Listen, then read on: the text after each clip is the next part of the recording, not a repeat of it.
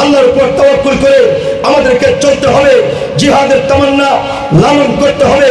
আজকে পৃথিবীতে মুসলমান নির্যাতিত, আমরা আমাদের মুসলিম ভাই বোনদের জন্য কিছু করতে পারতেছি না।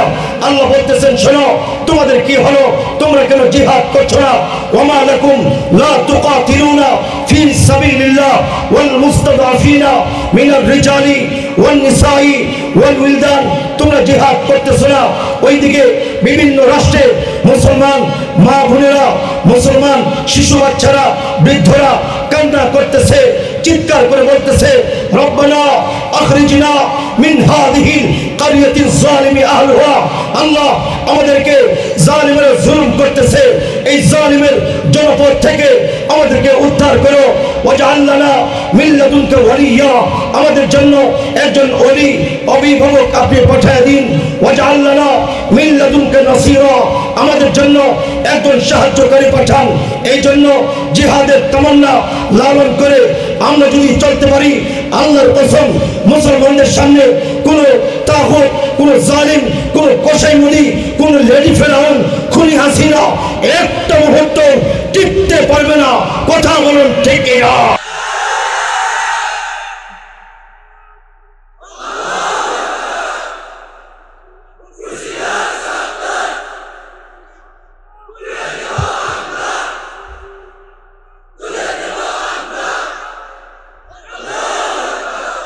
হযরত খুবাইব রাদিয়াল্লাহু তাআলা আনহুকে মক্কার কাফির মুশরিকরা পাকড়াও করে গ্রেফতার করে, খুবাইবকে গ্রেফতার করে রশি দ্বারা বেঁধে, খুঁটির সঙ্গে বেঁধে তীর মারতেছে, বৃষ্টির মতো তীর মারতেছে। খুবাইবের শরীর থেকে খসে খসে দুষ্ট পড়তেছে। এবার খুবাইবকে বলতেছে, কাফির মুশরিকরা বলতেছে, ও খুবাইব মুহাম্মদকে গালি দাও। খুবাইব বলতেছেন, সম্ভব হবে না।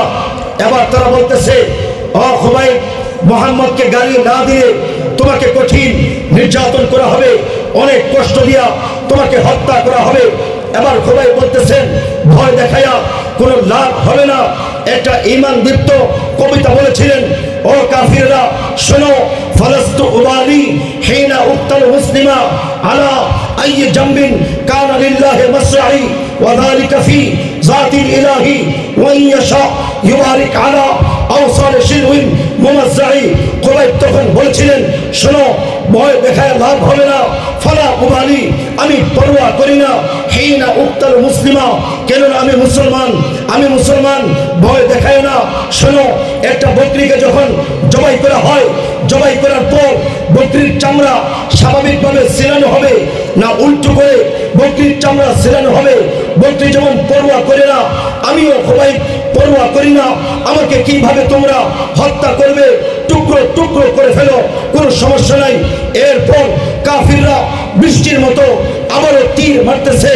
এবার খুবাইব আল্লাহর কাছে ফরিয়াদ করলেন আর বললেন, আল্লাহ আমার প্রাণবায়ু বের হয়ে যাবে, আমি চাই জীবনের শেষ বারের মতো একটা সিজদা দিতে চাই। আমার হাত পা বাঁধা, সিজদা দিতে পারবো না। কাবাগো আমি দেখতেছি, আমার মাথা একটু নিচু করে দিলাম, এটাকে জীবনের শেষ সিজদা হিসাবে কবুল করে নাও। কাফিররা বুঝতে পারলো, সঙ্গে সঙ্গে খুবাইবকে ঘুরাইয়া অন্যদিকে দিল, আর সঙ্গে সঙ্গে খুবাইবের জবান থেকে বের হলো, কাফিররা শোনো, ফাইনামা তুওয়াল্লু ফাসাম্মা ওয়াজহুল্লাহ, যেই দিকে মুখ ঘোরাও সেই দিকে আমার আল্লাহ রয়েছেন। আওয়াজ দিয়ে আশা করে বলি, আল্লাহু আকবার।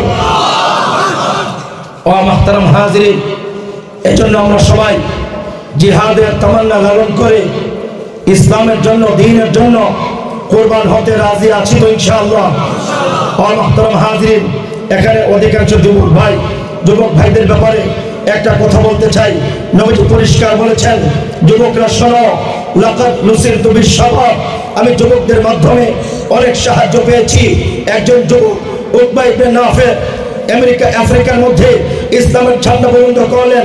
এইরকম ভাবে আরেকজন যুবক তারেক বিন জিয়াদ স্পেনে ইসলামের ঝান্ডা বুলন্দ করলেন। আরেকজন যুবক আমর ইবনুল আস মিশরের মধ্যে ইসলামের ঝান্ডা বুলন্দ করলেন।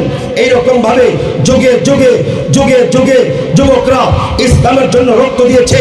আমরাও আমাদের বাংলাদেশে দেখেছি 52তে যখন ভাষা আন্দোলন হয়েছিল, ভাষা আন্দোলনে সালাম, রফিক, বরকত জব্বাররা এই দেশের জন্য, ভাষার জন্য রক্ত দিয়েছিল।